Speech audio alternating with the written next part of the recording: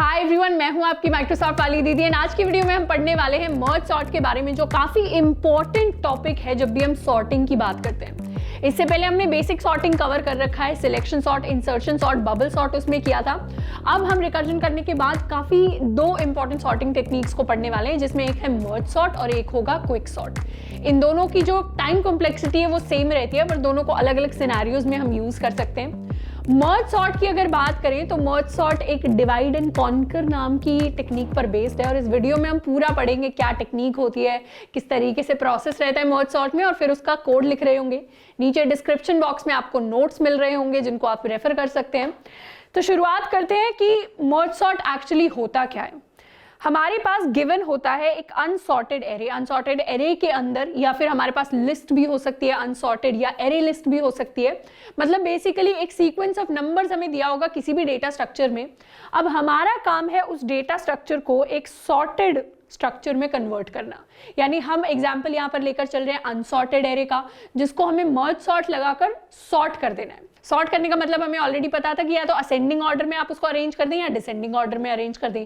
यहाँ पर हम बाय डिफॉल्ट असेंडिंग ऑर्डर लेकर चलेंगे, लेकिन डिसेंडिंग के लिए हमें बस सारी कंडीशंस को ऑपोजिट करना है, तो हमारे पास वो वाला ऑर्डर भी आ जाएगा। अब मर्ज सॉर्ट बेस्ड होता है डिवाइड एंड कॉन्कर नाम की एक प्रॉब्लम पर। अब ये जो डिवाइड एंड कॉन्कर वाली चीज है ये काफी टाइम से चले आ रही है। जब ब्रिटिशर्स इंडिया में आए थे तो उन्होंने क्या किया था, इंडिया के लोगों को पहले डिवाइड किया था, यानी उनके बीच में थोड़ी थोड़ी दरारें डाली थी, और फिर उन्होंने जो अलग अलग पार्ट्स थे, जो लोगों के ग्रुप बन गए थे, उनको कॉन्कर किया था। तो ये सिमिलर सी टेक्निक हम मर्ज सॉर्ट में अप्लाई करने वाले हैं। जो भी हमारा डेटा स्ट्रक्चर होगा उसको तोड़ते जाएंगे, दो हिस्सों में बांटते जाएंगे जब तक हम उसको और नहीं बांट पाते, और फिर उसको करेंगे कॉन्कर। तो पहले डिवाइड करेंगे फिर कॉन्कर करेंगे। इसको थोड़ा एरे बनाकर ज्यादा समझते हैं। मान लेते हैं हमारे पास एक एरे गिवन है नंबर्स का, जिसमें हमारे पास नंबर्स हैं 6, 3, 9, 5, 2, 8। अब इस एरे के अंदर अलग अलग नंबर्स को हमने ऑलरेडी स्टोर कर रखा है। जैसे हम देख पा रहे हैं ये एक अनसॉर्टेड एरे है। हमारा काम है इस पूरे के पूरे एरे को सॉर्ट करना।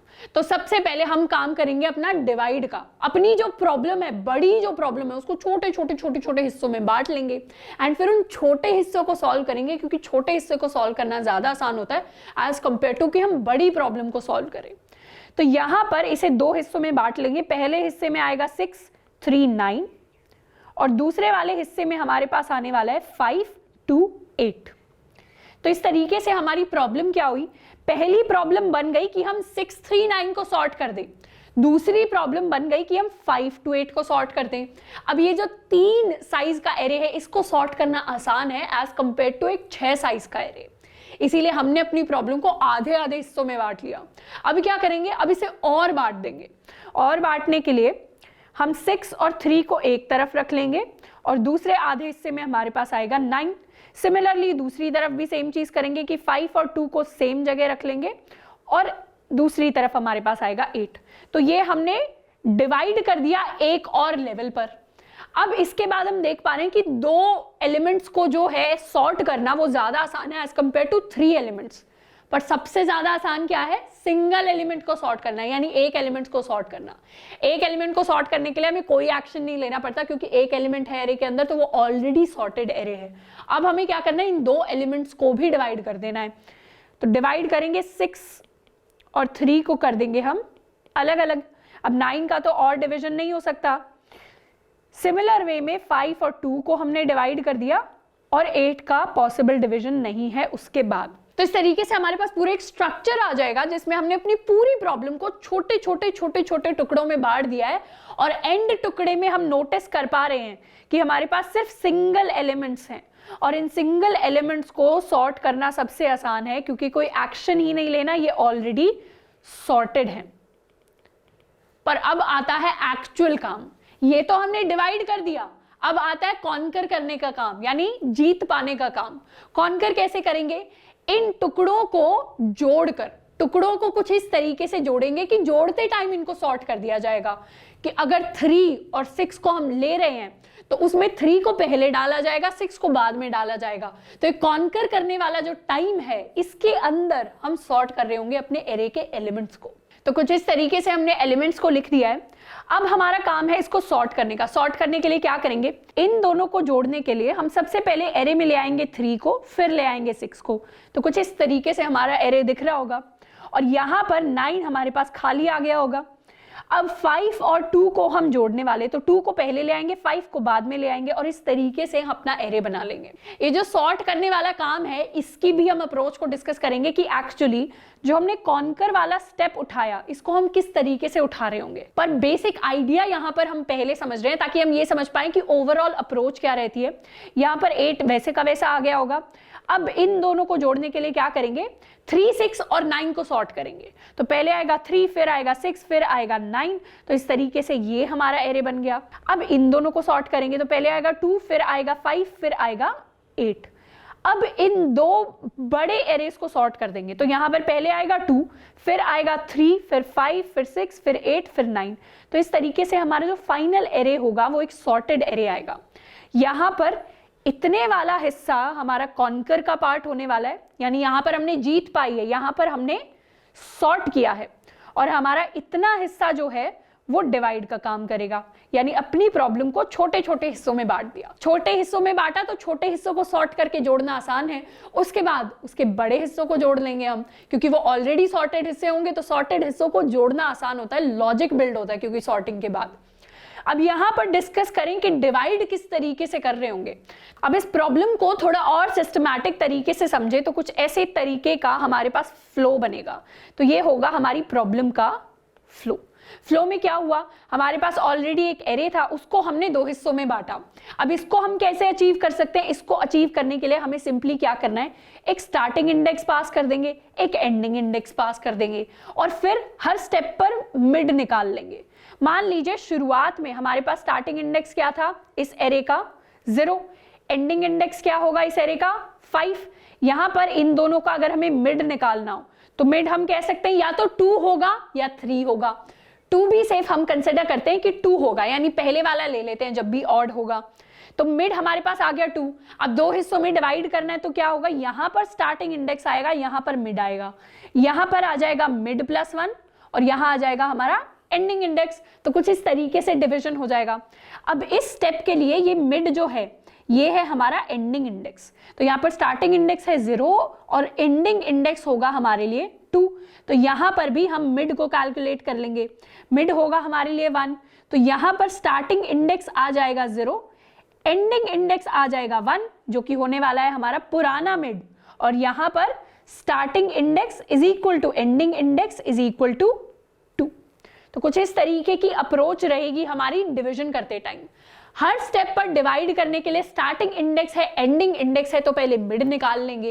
पहले वाले हिस्से में स्टार्टिंग इंडेक्स से मिड तक जाएगा, दूसरे वाले हिस्से में मिड प्लस 1 से एंडिंग इंडेक्स तक जाएगा। तो इतना पोर्शन जो है हमने कवर कर लिया है अपने डिवाइड के लिए। अब बात करते हैं अपने कॉन्कर वाले स्टेप की। तो कॉन्कर वाले स्टेप में क्या होने वाला है, कॉन्कर वाले स्टेप में मतलब यहां से जो हम स्टेप शुरू कर रहे होंगे वो होगा हमारा कॉन्कर वाला स्टेप। अब हमने एक चीज तो नोटिस कर ली कि यहां पर जैसे ही हम स्मॉलेस्ट प्रॉब्लम पर आ गए, अगर हम रिकर्जन कर रहे होंगे तो हम अपने बेस केस पर पहुंच जाएंगे, यानी इस प्रॉब्लम को और छोटे टुकड़ों में बांटना पॉसिबल नहीं है। अब आप यहां पर रुक जाइए। अब बेस केस से जब हम वापस रिटर्न होकर आएंगे रिकर्जन में, तब करेंगे हम कॉन्कर। तो कॉन्कर करने के लिए सबसे पहली चीज होगी कि हम 2 सॉर्टेड हिस्सों को लेंगे और उनको जोड़ दें। तो इसके लिए हम क्या करेंगे, एक नया एरे बना लेंगे।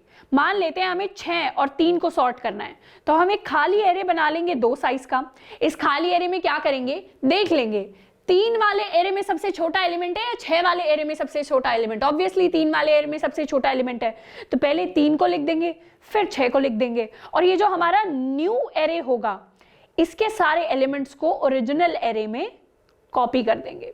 अब ये वाला जो स्टेप है, जब हम कोड को एक्चुअली लिखेंगे तब ये स्टेप ज्यादा क्लियर होगा। अभी मान लेते हैं कि 2 सॉर्टेड हिस्सों को जोड़ने के लिए एक नया एरे बनाते हैं। पहले उन सॉर्टेड हिस्सों को उसमें जोड़ देते हैं, फिर उसे ओरिजिनल एरे में रिप्लेस करते हैं।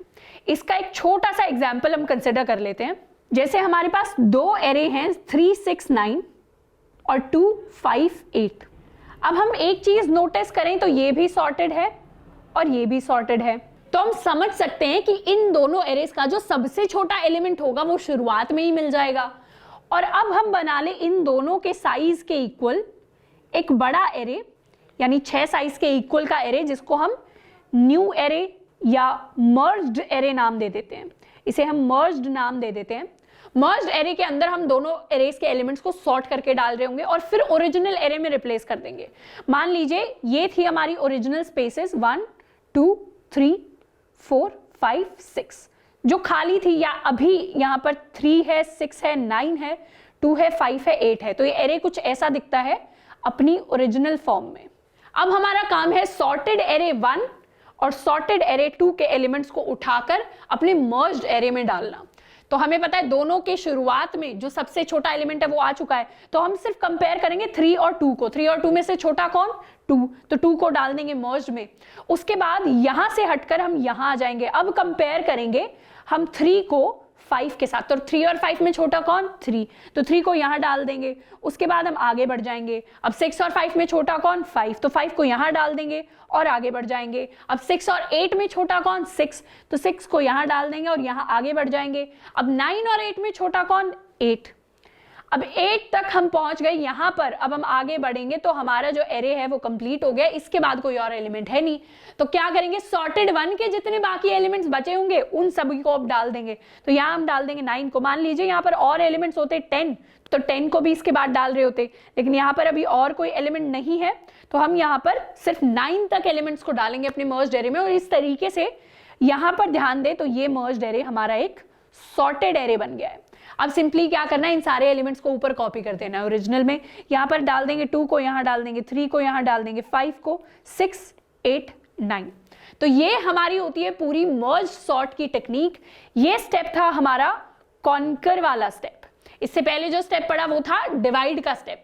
इन दोनों स्टेप्स को मिलाकर हम फाइनली ओरिजिनल एरे के अंदर पूरे सॉर्टेड एरे को डाल रहे होते हैं। अब अपने कोड की अगर बात करें तो कोड के अंदर हमने ऑलरेडी मर्ज सॉर्ट नाम की क्लास बनाई है, मेन फंक्शन बनाया है, जिसके अंदर हमारा एरे है। यहां पर सबसे पहले एरे का साइज हम लिख लेते हैं, which is array dot length. अब सबसे पहले एक फंक्शन क्रिएट करते हैं जिसका नाम होगा मर्ज सॉर्ट, या इसे मर्ज सॉर्ट की जगह हम डिवाइड नाम दे देते हैं क्योंकि इस फंक्शन के अंदर हम डिवाइड करने वाले हैं। तो public static void divide. Divide step में हमें ऑलरेडी पता है कि हमें एरे लेना है, एक स्टैटिक इंडेक्स लेना है और एक एंडिंग इंडेक्स लेना है। तो उस चीज को हम यहां पर पास कर देते हैं कि इंट एरे ले लेंगे, एक स्टैटिक इंडेक्स ले लेंगे और एक एंडिंग इंडेक्स ले लेंगे। सबसे पहली चीज क्या थी? सबसे पहली चीज थी अपने एरे के मिड को निकालना। अब एसआई और ईआई से मिड कैसे निकालेंगे? मिड को ये आता है, हम निकाल सकते हैं starting index plus ending index divide by 2, या फिर इसका एक और प्रोसेस होता है starting index plus ending index minus starting index divide by 2। अब इस स्टेप में और s plus E I by 2 वाले स्टेप में क्या डिफरेंस है? यहां पर जब भी हम कोडिंग करने जाते हैं डिफरेंट प्लेटफॉर्म्स पर, तो ये स्टेटमेंट लिखने के बाद कभी कभी हमें स्पेस कॉम्प्लेक्सिटी का इश्यू आता है, यहां पर पेरेंथेसिस भी लगा लेते हैं। तो इस वाली स्टेटमेंट में प्रॉब्लम ये आती है कि स्टार्टिंग इंडेक्स और एंडिंग इंडेक्स दोनों बड़ी वैल्यूज कभी अगर हो गई और दोनों को ऐड कर दिया तो कभी कभी वो इंटीजर से बाहर निकल सकती हैं, जिसकी वजह से स्पेस का हमें इशू आ सकता है, प्रोग्राम हमारा रुक सकता है। इसीलिए टू बी सेफ हम हर बार इस स्टेटमेंट को लिख लेते हैं मिड कैलकुलेट करने के लिए। अब हमारा काम क्या है? डिवाइड हमने कर दिया एरे को। अगले स्टेप के लिए स्टार्टिंग इंडेक्स एसआई होगा, एंडिंग इंडेक्स होगा मिड, और दूसरे हिस्से के लिए क्या होगा? Array mid plus 1 and ending index. और अगर किसी भी पॉइंट पर ऐसा हो जाता है कि हमारा जो स्टार्टिंग इंडेक्स है वो एंडिंग इंडेक्स से बड़ा होने लग जाए या उसके इक्वल हो जाए, तो मतलब या तो हमारे पास सिंगल एलिमेंट आ गया है या हमने बिल्कुल एरे को खत्म ही कर दिया है। तो उन केसेस में जहां पर starting index is greater than equal to ending index, हम कर जाएंगे सिंपली रिटर्न। यहां पर हमें अब कुछ नहीं करना, सारे स्टेप्स हमारे लिए परफॉर्म हो चुके हैं। अब 2 हिस्सों में हमने डिवाइड तो कर दिया, पर इन दोनों हिस्सों को हमें कॉन्कर भी तो करना पड़ेगा, यानी सॉर्ट भी तो करना पड़ेगा। तो इसको करेंगे कॉन्कर। कॉन्कर के अंदर पास करेंगे अपना एरे, अपना स्टार्टिंग इंडेक्स, अपना मिड, अपना एंडिंग इंडेक्स। तो कॉन्कर के लिए भी एक फंक्शन बना लेते हैं, public static void conquer. Conquer के अंदर सेम चीज हमारे पास एज पैरामीटर्स आ रही होंगी, हमारा एरे, हमारा स्टार्टिंग इंडेक्स, हमारा मिड और हमारा एंडिंग इंडेक्स। अब कॉन्कर के लिए हमने डिस्कस किया कि सबसे पहले हमें एक मर्ज्ड एरे को, कॉन्कर के लिए हमने बात कर ली कि सबसे पहले एक मर्ज्ड एरे को क्रिएट करना पड़ेगा जो एक नई मेमोरी लोकेशन होगी। तो इंट मर्ज्ड, इसका साइज क्या देंगे, इसका साइज होगा कि स्टार्टिंग से लेकर एंडिंग तक जितने भी एलिमेंट्स है उसके इक्वल। तो उसका क्या लेंथ होगा, वो होगा ending index minus starting index plus 1। तो ये जो है ये हमारे पूरे के पूरे एरे का साइज है। अब यहाँ पर हमने +1 क्यों किया है, क्योंकि हमारा जो स्टार्टिंग इंडेक्स है हम 0 बेस्ड इंडेक्सिंग करते हैं और एंडिंग इंडेक्स वो हमारी टोटल लेंथ से हमेशा एक कम होता है, इसीलिए उसमें +1 कर देते हैं ताकि साइज हमारा सही आए। आप इस चीज को खुद वेरीफाई कर सकते हैं अलग अलग लेंथ्स के ऊपर डिफरेंट एरेज की। अब मर्ज्ड जो एरे है उसको हमने क्रिएट कर लिया है। अब शुरुआत करेंगे मर्ज्ड एरे के अंदर एलिमेंट्स को डालने की। तो यहाँ पर 2 इंडेक्स बना लेते हैं। पहले को नाम दे देते हैं इंडेक्स 1 जो शुरू होने वाला है स्टार्टिंग इंडेक्स से, दूसरे को नाम दे देते हैं इंडेक्स 2 जो शुरू होने वाला है मिड +1 से। तो ये इंडेक्स 1 ट्रैक कर रहा है पहले एरे को, इंडेक्स 2 ट्रैक कर रहा है दूसरे एरे को, और हमारे मर्ज्ड के इंडेक्स को कौन ट्रैक कर रहा है, उसके लिए बना लेते हैं एक x, इसको शुरू करेंगे 0 से। तो जब तक हमारा जो इंडेक्स 1 है वो less than equal to mid रहता है एंड जब तक हमारा index 2 less than equal to हमारा एंडिंग इंडेक्स रहता है, तब तक हम क्या करेंगे, तब तक हम सॉर्ट करते जाएंगे। तो अंदर कंपेयर कर लेंगे कि क्या हमारा array of index 1 less than equal to array of index 2 है, यानी पहले एरे में छोटा एलिमेंट है दूसरे एरे में बड़ा एलिमेंट है। अगर ऐसा है तो हम सिंपली क्या करेंगे, मर्ज्ड ऑफ x में हम डाल देंगे अपने एरे ऑफ इंडेक्स 1 को। अब इसके बाद हमें x को प्लस करना है और इंडेक्स 1 को प्लस करना है। अब ये जो प्लस है इसको हम सिंगल स्टेटमेंट में भी लिख सकते थे, मतलब यहां पर अगर हम प्लस लिख देते तो अलग से हमें लिखने की जरूरत नहीं पड़ती। और अगर ऐसा केस है जिसमें हमारा इंडेक्स 2 का जो एलिमेंट है वो बड़ा है, तो उस केस में मर्ज्ड ऑफ x में हम डाल देंगे एरे ऑफ इंडेक्स 2 प्लस। तो कुछ इस तरीके से हमारे एलिमेंट सॉर्ट हो जाएंगे। पर ये जो एरे है ये तब तक काम करेगा जब तक दोनों के दोनों एरेज में हम कंपेयर कर रहे हैं। मान लीजिए एक एरे में हमने कंप्लीट कर लिया कंपैरिजन, बट दूसरे एरे में हमारे पास एलिमेंट्स रह गए, तो उस केस में हमें एक और लूप लिखना पड़ेगा कि बाकी जो एलिमेंट्स बच गए उनको वैसे के वैसे आप कॉपी कर दो क्योंकि वो ऑलरेडी सॉर्टेड है। तो उसके लिए लिखेंगे while index 1 is less than equal to mid, इस स्टेटमेंट को लिख रहे होंगे, और एक और while लगाएंगे जब तक इंडेक्स 2 हमारा less than equal to ending index नहीं होता, तब तक हम कॉपी करते रहेंगे अपने एलिमेंट्स को। अब या तो किसी भी सिचुएशन में ये वाली कंडीशन रन करेगी या ये वाली कंडीशन रन करेगी, कभी भी दोनों वाइल लूप नहीं रन करेंगे। क्यों? क्योंकि ये अगर सच है और ये भी सच है तो हमारा यही वाइल लूप चल रहा होता। इन दोनों में से कोई एक इसलिए चल रहा है क्योंकि दोनों में से एक कंडीशन हमेशा फॉल्स है। अब इसके बाद हमें क्या करना है, ओरिजिनल एरे के अंदर मर्ज्ड के एलिमेंट्स को कॉपी करना है। तो उसके लिए एक लूप लगा लेते हैं, for int i is equal to 0, i less than merged की लेंथ i प्लस प्लस, और यहाँ पर j भी एक इंडेक्स है जो शुरू होगा स्टार्टिंग इंडेक्स से, और j को भी करते रहेंगे प्लस प्लस। तो हमारा जो एरे ऑफ j है वो होने वाला है मर्ज्ड ऑफ i। तो कुछ इस तरीके से हमने एलिमेंट्स को यहाँ पर सॉर्ट कर लिया और फिर ओरिजिनल एरे में कॉपी कर दिया। तो ये हमारा कॉन्कर का स्टेप भी कंप्लीट हो गया है। ये हमारा डिवाइड का स्टेप है। ये हमारा एरे था मेन फंक्शन के अंदर, और अब हम कॉल कर लेंगे यहाँ पर डिवाइड को। डिवाइड के अंदर पास कर लेंगे एरे। हमारा स्टार्टिंग इंडेक्स 0 होने वाला है, एंडिंग इंडेक्स होगा n-1। ये इंपॉर्टेंट चीज है कि हम n-1 पास कर रहे हैं, n नहीं पास कर रहे, क्योंकि स्टूडेंट्स कभी कभी गलती कर देते हैं, n पास कर देते हैं, उसकी वजह से कंडीशंस थोड़ी बहुत हमें चेंज करनी पड़ जाती हैं। तो फाइनली जो भी एरे बन जाएगा उसको कर देंगे प्रिंट। तो यहाँ पर हमने प्रिंट के लिए स्टेटमेंट्स लिख दिए हैं। इसको सेव करके एक बार रन कर लेते हैं। यहाँ पर इंट मिड होना चाहिए। तो रन करने के बाद हमारे पास जो आउटपुट आया दैट इज 2, 3, 5, 6, 8 एंड 9, जो कि एक सॉर्टेड वर्जन है हमारे ओरिजिनल एरे का। तो ये पूरे के पूरे मर्ज सॉर्ट के कोड को हमने लिख लिया है। अब इसकी टाइम कॉम्प्लेक्सिटी की बात करें तो यहाँ पर टाइम कॉम्प्लेक्सिटी होगी n log n। n log n किस लिए होगी? क्योंकि अगर हमें किसी भी एरे को डिवाइड करते करते करते करते सबसे बेसिक बेस केस पर आना है, यानी सारे सिंगल एलिमेंट्स आ जाएं दो दो हिस्सों में बांटते हुए, तो वो कब आएंगे? जब हम log n बेस 2 का टाइम लगाएंगे। log n बेस 2 का टाइम लगाएंगे। अब उन छोटे हिस्सों को जोड़ना भी तो है, और हर हिस्से को जोड़ने के लिए हमें n टाइम लगेगा, यानी जितना ही साइज है, लीनियर टाइम लग रहा है हमें सॉर्ट करने के लिए। ये जो while लूप है ये सारे लीनियर टाइम को रिप्रेजेंट करते हैं, यानी O ऑफ n को हमारा जो कॉन्कर वाला स्टेप है वो रिप्रेजेंट करता है, डिवाइड वाला जो स्टेप है वो रिप्रेजेंट करता है हमारे बिग ऑफ log n वाले टाइम को। और ये दोनों टाइम साथ में हो रहे हैं, मतलब जैसे ही हम डिवाइड करते हैं वैसे हमें कॉन्कर करना पड़ता है, यानी हर log n के लिए हमें n लगाना पड़ता है। तो यहां पर टाइम कॉम्प्लेक्सिटी हो जाएगी हमारी big of n log n। अब क्विक सॉर्ट जो होता है, यहां पर हमें क्या करना पड़ा, हर स्टेप में, हर कॉन्कर में एक एक्स्ट्रा एरे बनाना पड़ा। क्विक सॉर्ट के अंदर सॉर्ट करने के लिए एक्स्ट्रा एरे नहीं बनाना पड़ता, वहां पर हमें एक्स्ट्रा मेमोरी की जरूरत नहीं पड़ेगी, वहां पर हम डायरेक्टली सॉर्ट कर पाएंगे n log n टाइम में ही। लेकिन वहां पर भी अपने कुछ कंस्ट्रेंट्स होते हैं कि वर्स्ट केस में थोड़ा बहुत प्रॉब्लम्स आती हैं टाइम कॉम्प्लेक्सिटी की, इसीलिए कुछ केसेस में क्विक सॉर्ट यूज करते हैं, जहां पर हम एक एक्स्ट्रा मेमोरी को यूज कर सकते हैं, एरे को यूज कर सकते हैं नए एरे को बनाने के लिए, सॉर्ट करने के लिए, वहां पर हम मर्ज सॉर्ट को यूज करते हैं। तो ये थोड़े बहुत डिफरेंसेस होते हैं जो हम क्विक सॉर्ट वाले क्लास में पढ़ रहे होंगे। आई होप कि मर्ज सॉर्ट हमें अच्छे से समझ में आया होगा। आप कुछ क्वेश्चंस को जाकर प्रैक्टिस कर सकते हैं जो मर्ज सॉर्ट वाली चीज पर बेस्ड है।